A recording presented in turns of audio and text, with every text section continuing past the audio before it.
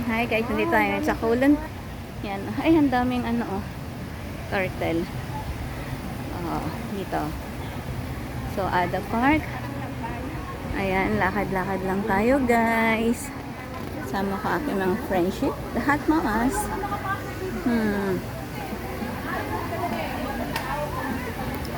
So, lakad-lakad and then take some photos later. Oh.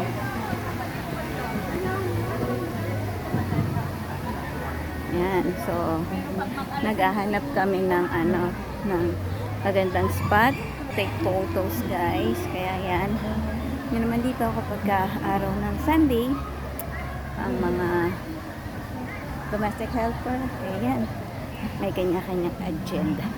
May kanya-kanya syempre kaming mga ginagawa, how to relax para yung buong linggo namin na stress sa amo makapag-recharge.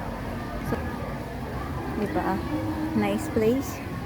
Hoy, hoy, anong puno to? May bunga, oh. Oh. Namumunga? May bunga, ang dami. Hindi ito. Hindi siya chiko. Ang dami niya dito. Ganyan. Another kind of santan. Sige, sayaw. Yan, ganyan. Have panda. Masaya sila. Good. Ganyan. Para ma-relax tayo. Ay, meron pa lang ano, oh, heritage siya. Aviary. Oh, see? Ang ganda dito, guys. Yung mga ibang Pinay, ganyan. TikTok, sayo-sayo. Alam nyo na, buhay natin mga Pinoy is magsayaw, kumanta. Oops, need to be careful. Ay, ang ganda dito. Ay, ang daming, ano siya, flamingo. Ayun yung flamingo, ang dami. Ay, ang daming flamingo. Oh, yan. Oh, ang ganda dito, guys. Ito ay Kulon Park. Oh, diba? So, ang tagal mo na sa Hong Kong. Tapos, hindi mo pa lahat naglilibot. Madami pang nakatagong hidden na magagandang place dito sa Hong Kong na pwede mong mapuntahan. Uy, ayun na biyari, oh. Ayun na biyari, oh. Puro ibon-ibon dun. Ang galing. Sa biyari. Sa flamingo, doon tayo sa may flamingo. Ayan, oh. It means sa taas, puro ibon-ibon doon. So now pupunta kami sa may flamingo, guys. Ayan, so another place na naman po ang napakita ko sa inyo dito sa Hong Kong.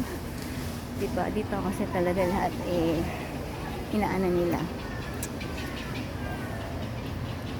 Kumbaga they keep yung mga puno, hindi nila pinuputol yan.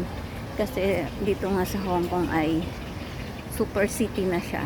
Pero kapag may mga punong ganyan, hindi nila yan puputulin, talagang lalaanan nila yan ng space, hindi nila sisirain yan, guys. So right now punta tayo sa may flamingo. Ito yung may mga nakaano, ay kaso ang layo nila at yung mga isda, ay ang dami, oh. Ayan, mga koi ba yung tawag sa isda na yan? O, diba? So, ayun, yung mga, ang daming flamingo.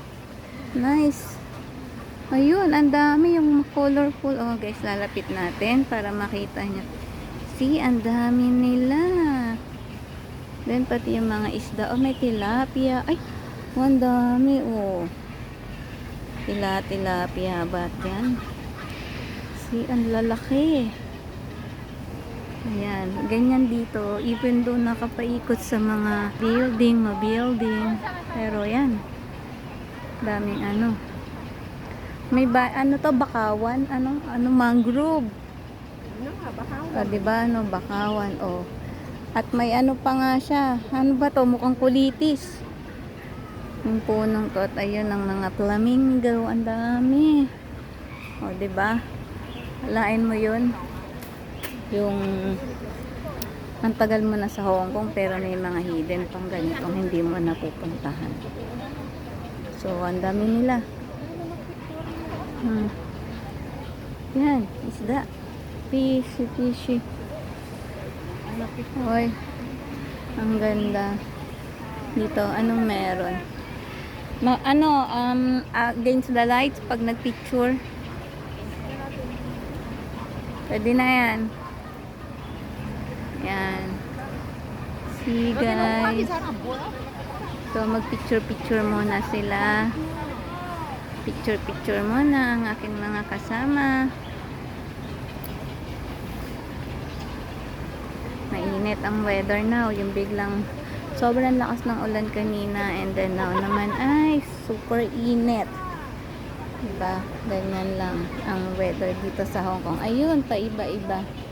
At ayan ang malaking orange fish. Ano ba dyan sa orange fish na yan, guys? Ayun, oh, ang dami nila. See? Nag-ikot-ikot sila, oh. Wow, ang dami nilang fish. Saan kayo pupunta? Isang palatong kayo. Isang pulutong kayong isda. Diba? Naluluto ba tong mga isda na to? Yan lang, oh. Tapos parang may kinakain sila na talagang dun sila nagkukumpulan. So, yan lang, guys. Later again, may another side ako ipapakita sa inyo ng Hong Kong. So, yun lang, guys.